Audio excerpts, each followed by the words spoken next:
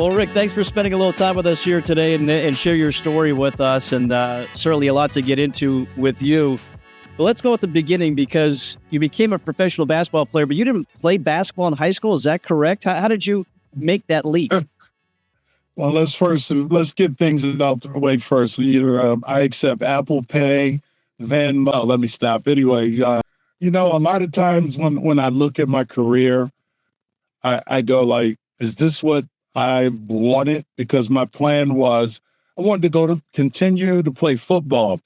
I had a growth spurt in high school from my junior to my junior year, and I grew like 5, 6, 7 inches. And next thing you know, I embarked on basketball, but football was my first love because I was very good at what I did, and I was being recruited highly for, just to play football in all the major colleges from the Big Ten to Pac-12, whatever it is. I had, a chance and opportunity to do that, but I don't know what it was. I went to go see Hampton, and what was crazy, because, your father probably did a whole lot of stuff, but they flew me and my mom down on Piedmont Airlines and gave me some pink punch, whatever it was. And next thing you know, I'm at Hampton walking around the campus, didn't even know it was historically Black college. Didn't know, I'm just down there enjoying the weather, but also my mother was really impressed with what the coaches were offering. How was it such a fit for you? Because you go there, NAIA school at the time, but you became a record holder, so many records there. Why was it such a fit for you? It wasn't there. I didn't choose. Did I choose it, or did my mother choose it knowing that I was going to be? Didn't know. She just wanted me to get an education and get out of my hood up in Hartford, Connecticut, because I think D. Rowe back in the day, who was coaching the UConn team, and next thing you know, the UConn Huskies, and I'm sitting there. He comes to visit us my senior year and tells, the players on that team, well, he told me I couldn't play for him because at that time, I think he had John Thomas, and John Thomas was, a big force, but, I'm still young, just learning how to play basketball. And my dream was, just like I said, to be a high school principal and get a degree. My mother just wanted all her children to go to college, and Hampton gave me that opportunity. But my first year was rough because I was homesick, 17 years old, coming to a school I had never heard of. Only thing that I heard of in my life was of a Black college. Historically, Black college was Tuskegee, and Morehouse, of course, with Martin Luther King. And then also, when I look at it, Howard. Those are the only things we saw in our books, trying to understand, that was the only thing that I knew about a Black college.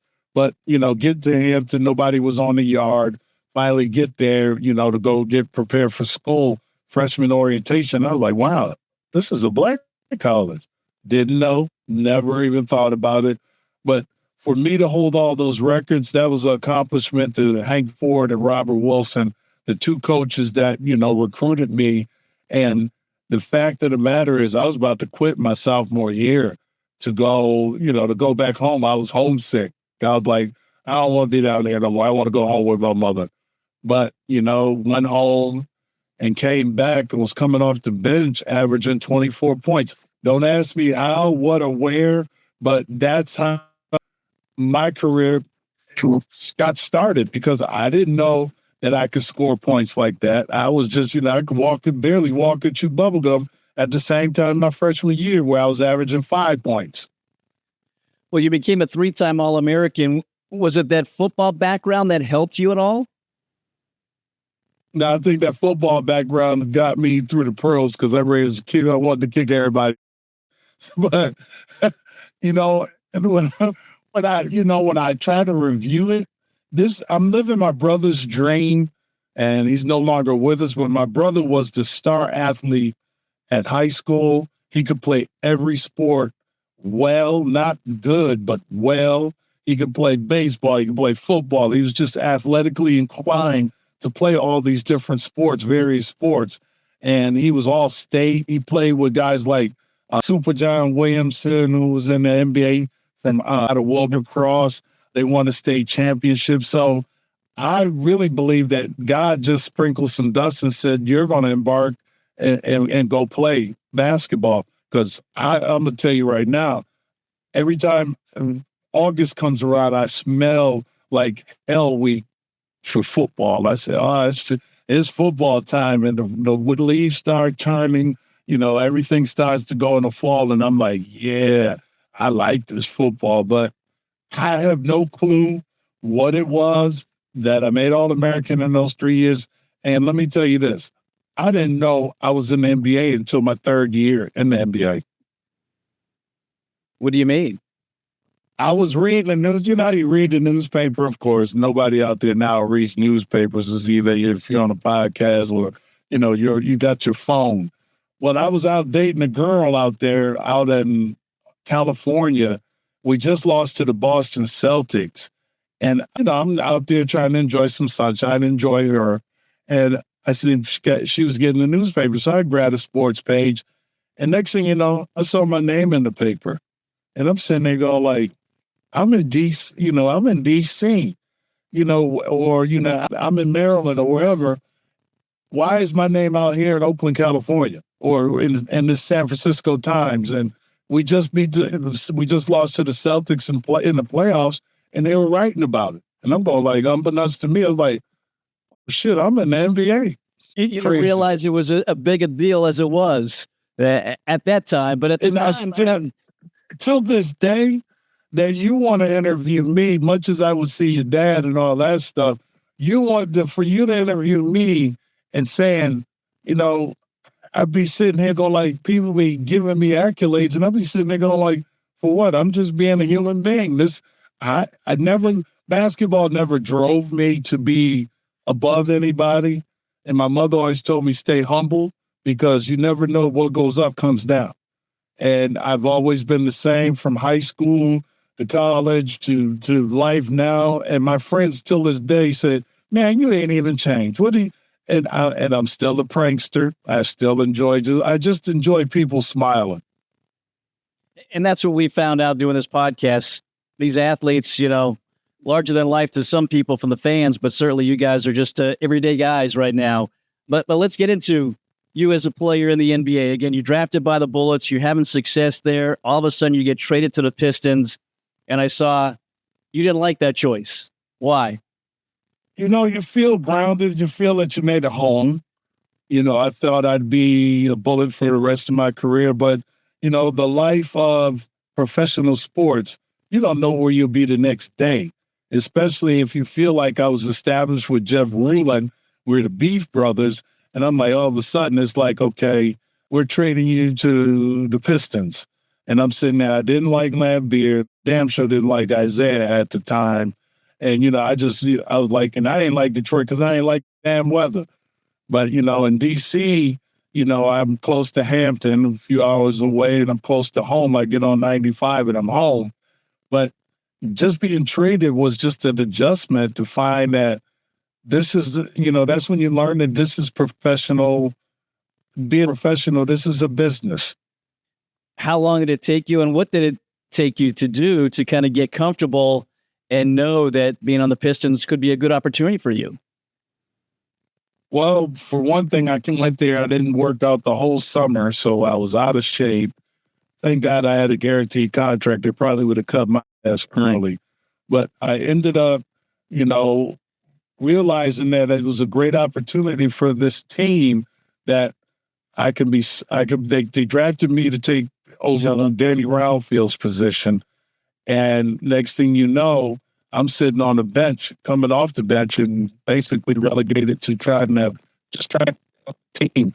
But I came back that next summer in great shape and ended up, dropping like 45 pounds. And next thing you know, I'm with the Pistons. I'm doing my thing. You found yourself a home with the Bullets. You get traded to the Pistons, and you guys are battling out with the Celtics, the Lakers at that time. What was it about that team for you guys, for Detroit, that finally got you over the hump? I think it was more the camaraderie. We started to find each other's likes and dislikes. One thing about basketball, and you've been around it your whole career, is that you have to kind of like each other. It's like, okay, so you have a job somewhere. It doesn't mean you're just necessarily having a job. It's your responsibility to make the job fun. And as you know, the talent that we had on Detroit, we just drafted after I got here, we just drafted Dennis Rodman and also John Sally. But our competition against each other was fierce and vicious because Chuck Daly was one of the best coaches that I ever played for in this league, where he said every time practice started, it was either you would play for your minutes. And a lot of times we're on the court and we're trying to keep my position. So we always had to fight every day. So when we got to play against the Celtics, where we had to get a taste of getting our butts kicked, but also had a taste of, can we beat them? And the fact of the matter is, yeah, we can beat them. We just have to play better as a unit. So that's where you start to spend summers together. Bill and Isaiah would hang out, Vinnie Johnson and myself, and then we traded for Adrian Dantley. And next thing you know, it kind of galvanized us as a team, because we had Adrian Dantley, who came in and said, this is not my team. This is Isaiah Thomas's team. And that's a big step, especially with that much superstardom that he had, leading scorer, a place where he could score at any points, by many points. But after we lost to the Celtics, it was like, okay, what are we going to do? How do we beat them? It wasn't that we knew Larry Bird, who was the legend, and you got McHale and you have Parrish. Their front line was big and steep, but their backcourt with Dennis Johnson and Danny Ainge, that was even a better, that's veteran leadership. We're still young, 4, 5, 6 years in, and you always had to play against the Celtics. But when we finally beat them, we were like, but we took a breath, and we shouldn't have took a breath, because we should. At that time, we went to the finals the following year, and we had to have the home court advantage in the Eastern Conference. So we did that as a team. But next thing you know, we ended up losing to the Lakers. And when we lost to the Lakers, health is very important. And you know this always in basketball, the healthiest teams win. And we weren't healthy because I had a ruptured disc in my back, but I was still playing because I never thought, when will I go to the finals ever again? This is a one-time opportunity. But we finally ended up going back, getting the best record, galvanized ourselves, and said, okay, if you're going to win a championship in this league, you got to have home court advantage, as we saw with the Knicks. You not with the Knicks, but they stole the home court advantage against San Antonio, and they ended up finishing the job at home. Those are the things that you need to have. Those are the things you need to have when you're trying to win a championship. Everybody on the same page. And the physicality, as you said earlier about your football background, is this when it really took off for you, between you and Bill Laimbeer? You guys did you set the tone for what this team was going to be like? No, because I remember Robert Parrish hit Bill Laimbeer with a 3-piece. He should have been ejected and suspended the next game, but he hit him with a 3-piece. And I told Laimbeer after that happened, I said, look, you ain't never got to never have to worry about your back. I got your back. And if you want to do something, I got your back. That's what I said. It built camaraderie and also team unity, because I wasn't going to let nobody hit any of my players, especially my teammates, especially the guys that we rely on every night. So I'm going to go kick ass. It didn't matter to me. I love to fight. Was it the football mentality? I think it was more the streets where I grew up in. How much did you guys love the moniker Bad Boys when people started talking about you guys in that fashion? Well, it didn't bother. I mean, it's like, okay, you want it for you. Yeah, we're the bad guys. And we kind of relish that. The next thing you know, you walk into an arena and they looking at you, oh, the Bad Boys. Oh, y'all. You see, it's like, oh, we got to worry about them. But they were worried about us in the physical. They weren't worried about us in the mental way, because we knew if you're thinking about us hitting you, that was your problem. We wanted to play basketball. We didn't care. Our practices, I could tell you till this day, our practices were more fierce than playing in the game. That's because you had a guy like Vinnie Johnson he wanted more time. And he come off the bench and we're practicing. He's kicking Isaiah's butt. He's kicking Joe Dumar's butt. He's kicking all the starting five. And we're like, dang. And so Chuck Daly would say, play to 10. And next thing you know, he's like, play for your minutes. But here's the thing. He never let us finish. He would be 7-7. And we'll sit there and he'd say, okay, free throws. And we're going like, huh? The hell with that. We finishing. But it was the fact that we waited till he left. And then we asked the trainer, Mike Abden, let us know when Chuck leaves. Because we wanted to finish the game. We had a score to settle against each other. So at least during the game, you got 48 minutes. Here you just got first 1 to 10. And we went at it. And I mean, it was no holds barred. Get in there, you're gonna get fouled. This is how it's gonna be. But we set the tone, and that's what really created what the Bad Boys were all about. Yeah, that year, 88-89 season, again, you get to the finals and you go up against the Lakers and you sweep them and you're champs. What's that feeling like for you? Like I said, when I got into this NBA, I didn't know. The only thing I won in high school, we went to the finals.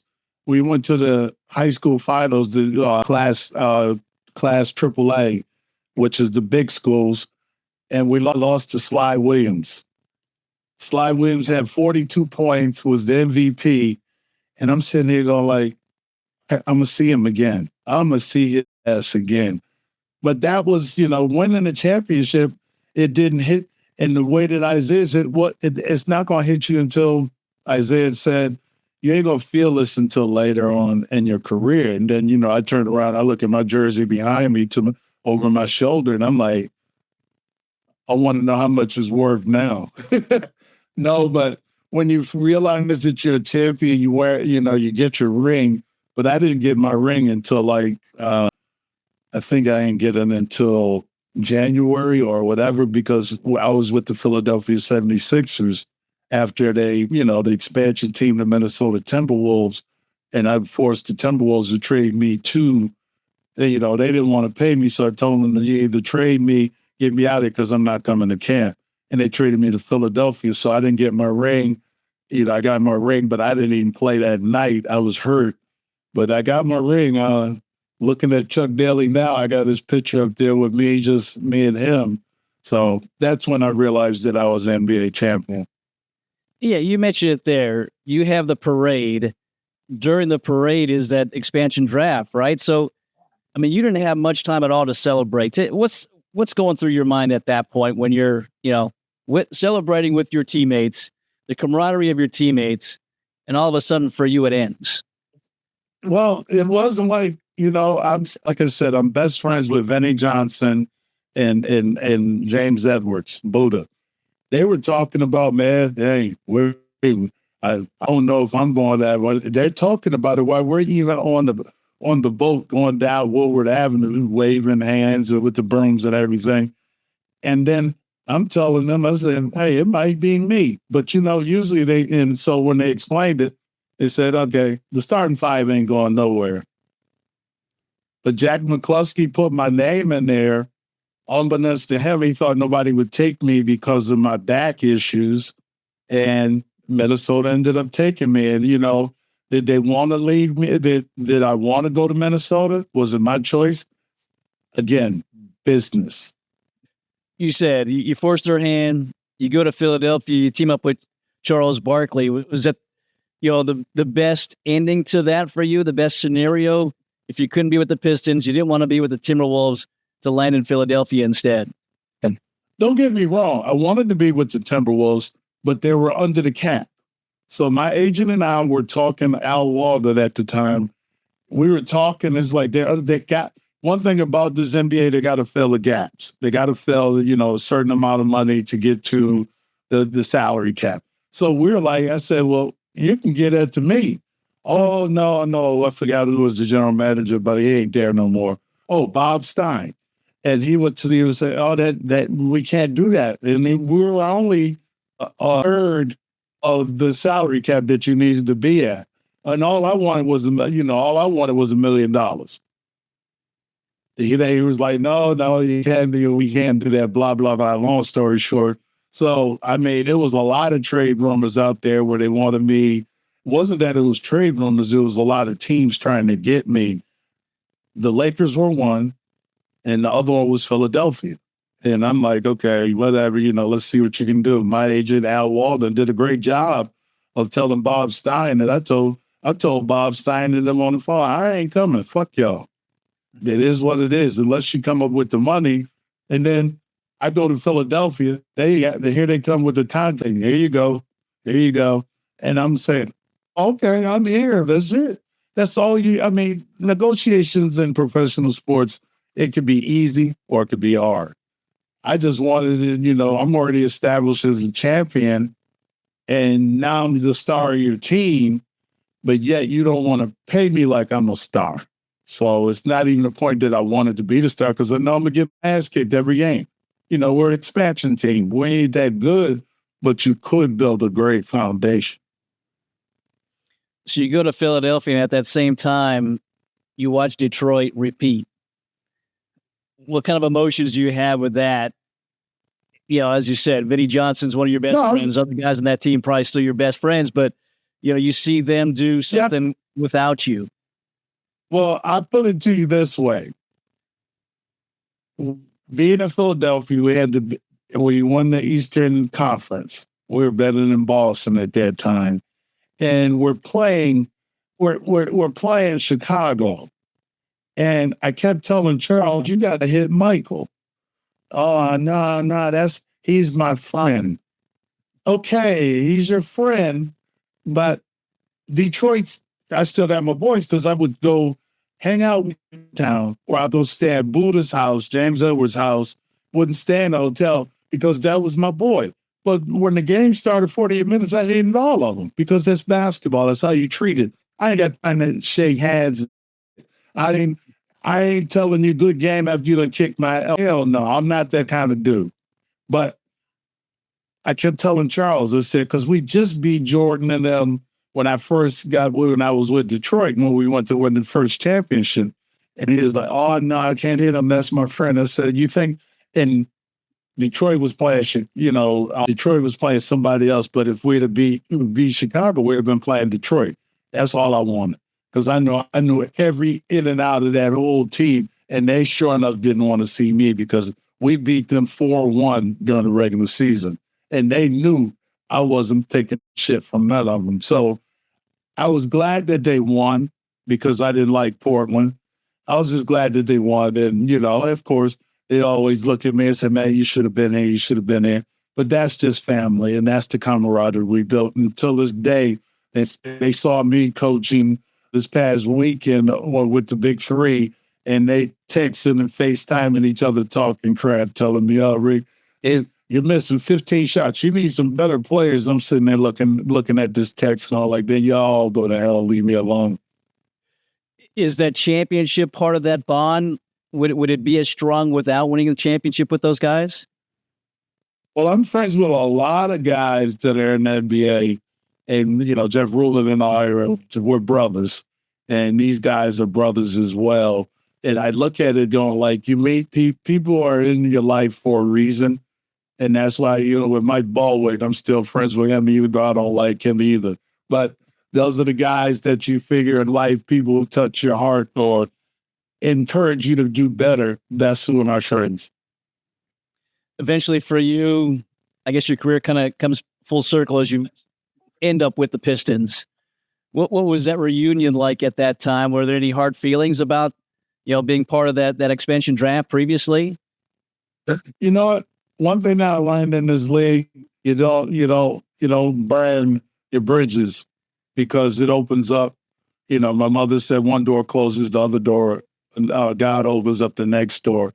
And I've been blessed and privileged to be playing with, working for the Pistons as well now for 20 plus years, as far as basketball related. So I left the doors open. I could have been nasty. I could have been, hateful, but for them to ingratiate me back here on the Teal team with Grant Hill, and Otis Thorpe and Lindsey Hunter and Jerry Stackhouse. I get to know younger people and really enjoy them, as my career kind of, started to go down as far as playing, but more of the leadership part that they wanted. They wanted the veteran leadership, then as like I said, I bring it to my mother, each one teach one. Is that kind of what led you eventually to coaching? You coach with Bill Laimbeer in the WNBA. As you said, you're doing coaching in the Big Three right now. Did it start kind of that second trip with the Pistons? No, it started, being on the bench and understanding from that perspective. I started in then the CBA, the Rockford Lightning. And I guess I was successful enough for Pete Babcock with the Hawks to call me and ask me, I want you to come be I want you to be a coach, assistant coach here with Lon Kruger, but that didn't work out because sometimes coaches want to pick their own players, their own coaches. And I wasn't the one that he picked. I was there because of Pete Babcock, but I got to learn from them of being a head coach after I got picked up from the Rockford Lightning, which I did a good job. And then when I came back, I just came back to do TV for the Pistons. And Laimbeer was here doing TV and radio as well. And he just coached them, the Shock to a championship. And he said, come on, why don't you come coach with me and you'll learn a lot. And I did, and I said, okay, all right. When it was my chance to have my own team, we did well. The young ladies played hard. They had that Detroit mentality, as they say, but they knew how to play. They were hard. They were hard players. They knew how to get it in. Yeah, as an assistant, a couple of championships in the WNBA. The only person to have championships in the WNBA, the NBA, and the Big Three as well. You won that first year of the Big Three in 2017. What's that been like? The Big Three now in his 9th season. Well, I was out for a couple of years, like surgery, and that things are different. But I mean, it's pretty much the same being out. And so far, nobody's been undefeated in the Big Three since I left. But I had players like Kenyon Martin, Rashad McCanson, my nephew, Al Harrington. I've been knowing him since he was a kid. You had guys like Deion Glover and also James White. We had that leadership where these guys said, we're going undefeated. And they would bow after the game, and that would just kind of piss everybody off in the league after they would win the last basket. They all get together and bow and thanks for coming and stuff like that. But what's nice about winning in all levels, you just want to continue to win. And that's what, from my days at Hampton and from my days at Weaver High School in Hartford. Are you surprised at all by how popular the Big Three has become now in its 9th season again on TV and again, the big names that it's attracting as players and obviously like you as coaches? One thing about basketball players, if I could play in that, if that was around, I would love to play in that. We played pickup so much in our lives. And for Ice Cube to start a league where you can find, the old school players and they come to play. Unfortunately, I don't have Joe Johnson, but, guys like Joe Johnson who won championships in the here as well. I look at this as opportunities. It's all about opportunities and how you can be and how effective you can be at life. And again, as a player, 18 years, you've got the NBA championship. This is a guy that, as you said, you didn't play really basketball in high school because you were concentrating on football. To look back at your career, what comes to your mind when you think of that? Survival. In a world that we live in, it's all about surviving to the next day. And I don't take anything for granted. I don't even take, I don't take people for granted. I take people and, people are in your life for a reason. I enjoy being competitive, but I also enjoy waking up in the morning. So I look at this and say, well, I remember my mother telling me, one day you're going to get old. Well, I'm old now, and I understand what she was talking about, but you don't learn that until later on. I know your dad told you, you're going to learn that A lot of times you don't want to get on that plane and you don't want to go here, you don't want to go there, but you feel obligated that you have to do what you promised to say. And you played during a very physical time of the NBA in the 80s as well. Do you feel that now as your older age, some of the bumps and bruises you had back in the day? Do I feel it? I wish you could really look at stuff that I had to help me. I just had major back surgery, 24 hours surgery, 10 the first day, 14 the next. And I understand. I never took anything for granted, but I really don't take life for granted because you don't know you can walk out the door. You don't know if you're going to walk back. I'm good. Well, that's perfect. That's a perfect ending. Again, you're coaching now and also what? You're the analyst currently for the Pistons? Is that what your involvement is right now? Yep, I'm the color. I'm a color analyst, and I'm also, the alumni, I'm the head of the Alumni Association. You know, they give you a bunch of things to do, but who knows if you're going to do them or not. So again, you're a Piston through and through. You played other places, but are you, in your mind, a Piston above anything else? That's where me and my family laid their roots. We're in Detroit. We're Detroiters. Now, if you got a job for me where you at, I might have to still be a Detroiter. There you go. There you go. Well, Rick, thank you so much for your time, man. This has been a lot of fun catching up with you, and certainly wish you the best of luck as you continue on this summer with the Big Three and everything else you've got going on. But thanks so much for your time today. Much success to you. Pray every day. Be grateful. And if you need me again, you know who to hit. Wait till the season starts. We really have some fun. There you go. Sounds good. We'll make a date for that. We'll get you back on for sure. Well, great catching up with Rick Mahorn. We appreciate him spending a little time with us here today. And we thank also Mike Ballwig. You mentioned him in that interview. He is the athletic director, or one of the assistant athletic directors at Hampton University, and he helped get us set up with Rick, so we certainly appreciate him doing that. As always, we thank you for listening and watching, and invite you, as always, to like, to subscribe, and to share what we're doing. These great guests we have coming on. That one, again, Rick Mahorn, a 1989 champion in the NBA with the Detroit Pistons. For J.R. Quitman, our creator, producer, and director behind the scenes, I'm Mike Vaccaro. Thanks for watching. We'll see you next time, another episode of In the Front Row. Have a great day, everybody.